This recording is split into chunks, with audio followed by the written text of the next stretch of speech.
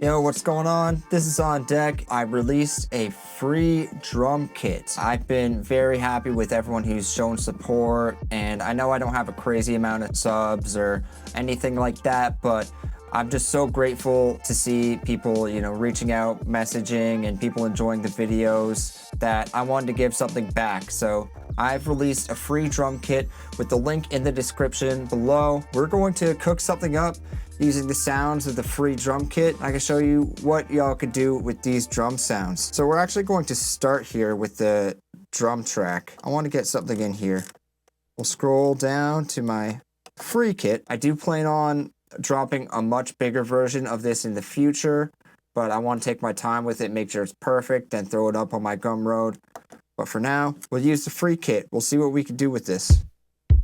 So I think I'm gonna go with this tight kick here.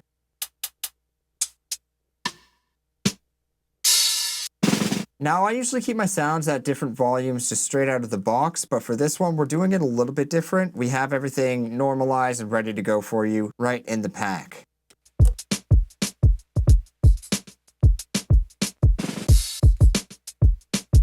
So we got something to work with here. Sounds pretty good. We can do more work to it later, but I want to drop a sample on top of it now. I already have a sample in here that we're going to use.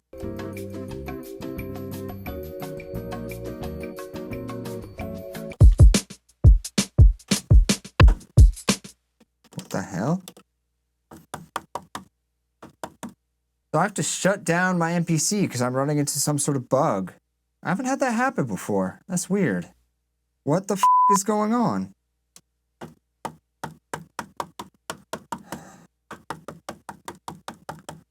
So get this, I ran into a big bug here on my MPC 3.0. I think something's up with the new update, man, because I've never had that happen before, but I guess, if you're an MPC user, just watch out. There's some bugs in that new update.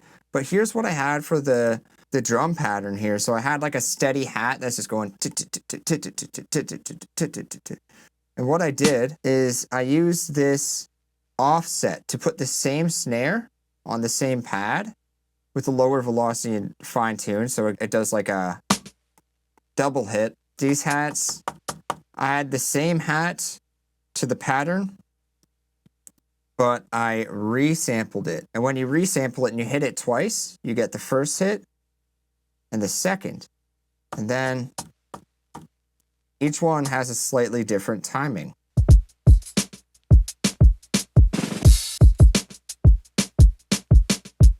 And after adding a few plugins, my soft clipper, my enhancer, and Flavor Pro with just a little bit of vinyl, timbre, and distortion, we got to this point.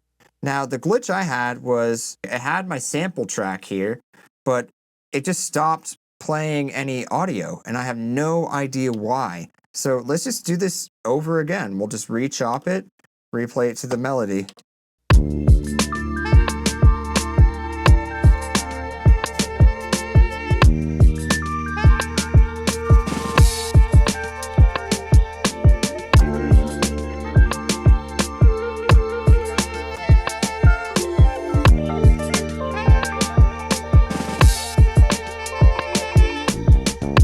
All right, I think that's it. Let's play with the pitch a little bit more.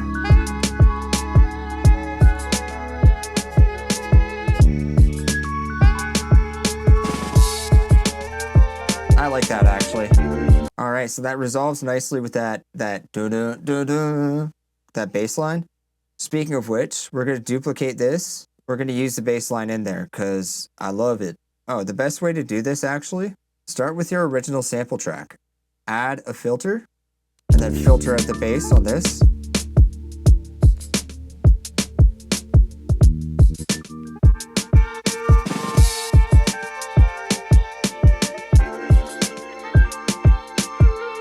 Duplicate it.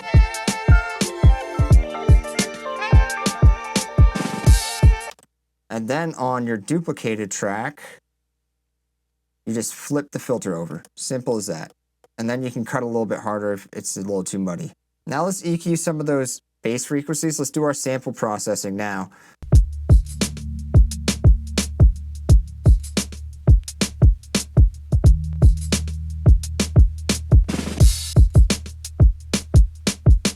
this a little bit.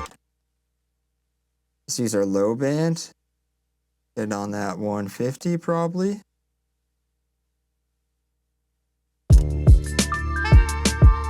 You know, we want a little bit of pre-drive on that. And our mid bands.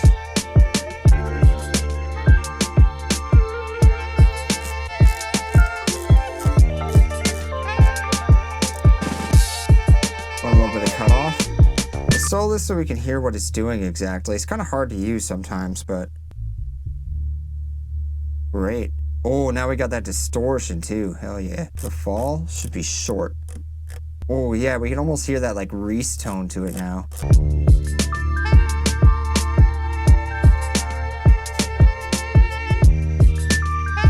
Now with the sample and the low end, I just want to like nudge it like 2 notches. And the reason I want to do that is because I don't want it landing right on those transients. Barely noticeable, but it makes a slight difference for some reason. Nice. I'm pretty happy with that. These can go to a subgroup, the chops and the low end. There's a little bit of sidechain on that thing. Now, I'm not sure if I've talked about this in other videos, but if I haven't, there's a cool trick you could do with reverb timing or even sidechain timing. What you do, you take the BPM of the song, right? So we got, all right, we're doing 88. Take out a calculator, 60,000 divided by 88. We get 681.81. That is the quarter note value in milliseconds. How this can help us is we could divide that by 2. We get 340.9. That's our millisecond value of 8th notes. Do it again, 170. That's 16th notes. One more time, 85.22. That's our millisecond value of 32nd notes. This will help us because this gives us a start point for our release. So the release swells in time with the beat. So we'll go 85 to start. We'll try that.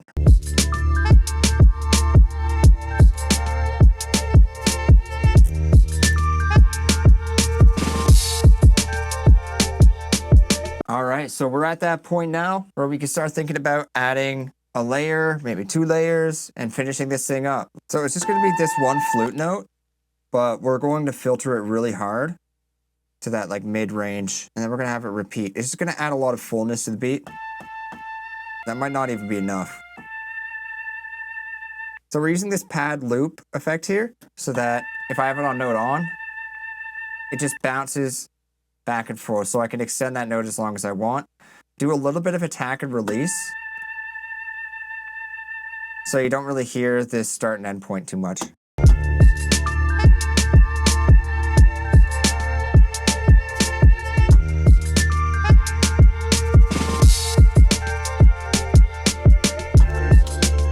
That actually sounds pretty cool.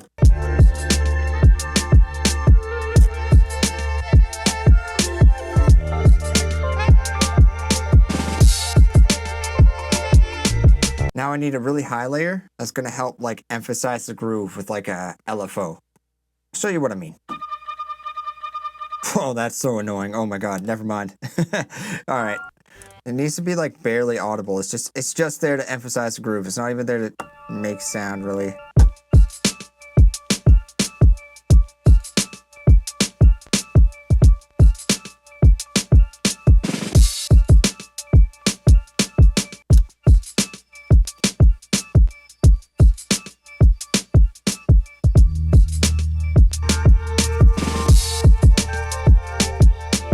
So we have 2 layers that are just like filtered really hard to just like sneak in those little spaces where we have some room in the arrangement. Speaking of arrangement, let's double this out. 32 bars is cool. I want to make a copy of the drums that I can filter. And then on this, we're going to write this automation.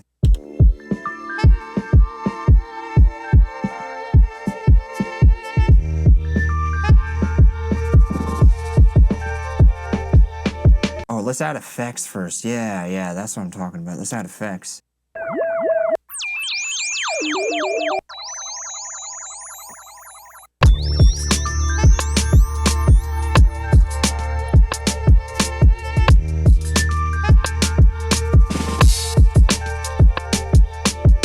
what? We did all that. We haven't even tested it with the compressor on yet.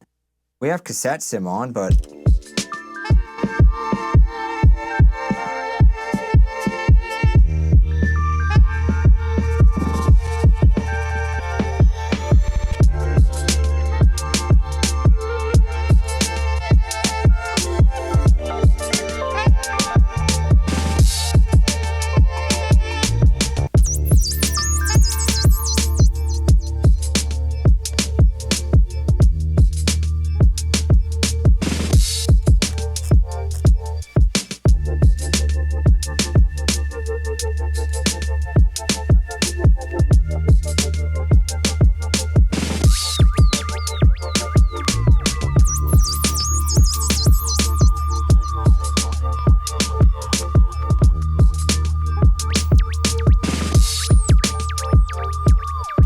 Alright, so I think that's enough messing around. I hope you had fun watching me cook up. Drum pack, again, is out now. You just check that link in my description if you want to use a couple new drums. I love feedback on it. I hope that y'all can send me some beats that you made with it.